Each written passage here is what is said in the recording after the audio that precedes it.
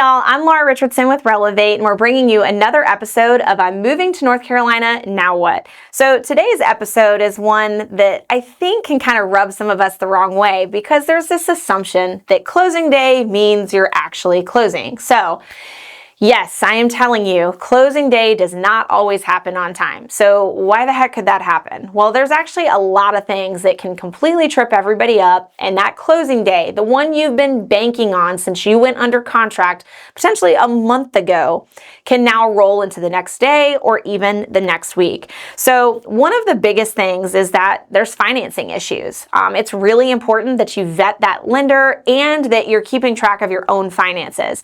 Do not go buy a brand new truck. Don't open a new credit card. Make sure you're tracking all of the stuff that's coming in and out of your account, because the underwriter who's working with your lender is probably going to ask for that proof of funds. The second thing is that there's a title search being done. So a lot of people don't even know what a title is, but essentially it's looking at the back history of the home. So that transfer of deed and making sure there's no blemishes, or potentially making sure there's no liens on the property, because liens run with the property. They actually don't follow the person who may have created the account that now hasn't been closed out.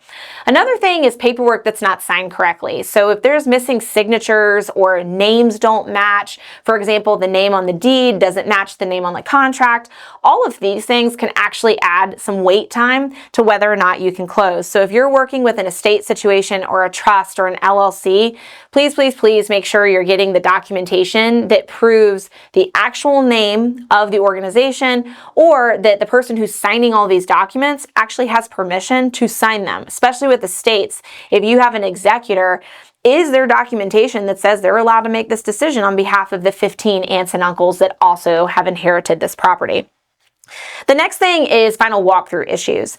This one is actually, I think, the most common, where we're walking the house and it's usually like the morning prior to closing and stuff looks a little awry. Things are amiss. There's been damage that's done in the process of the move out, or a big one is you ask for some repairs to be done during due diligence, and lo and behold, the sellers have not completed the project, or they look terrible. It was a DIY nightmare and now you're left to deal with it. So you can ask for an extension in order for you guys to work this out. And this goes for your builder too. So if there were agreed upon fixes that were done during your blue tape walkthrough or the new homeowner orientation, make sure they're done.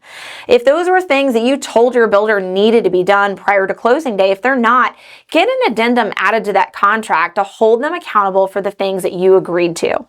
The other one is, again, going back to the final walkthrough, are major systems or things that they've changed since the last time you were there. I can't tell you how many HVAC systems have died the day of closing.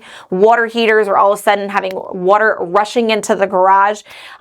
This stuff happens, guys. Unfortunately, Murphy's Law comes back to bite you, and you need to take care of it, because the home has to be kept in the same condition it was in the day you went under contract. So listing or buying, make sure, again, you're checking all the things. And then this is a one that we actually recently had, where a builder just refuses to sign contracts, or the seller refuses to sign something in the contract. Most people act based on their experience, so we have to understand that. And buying or selling a home can be a very emotional process.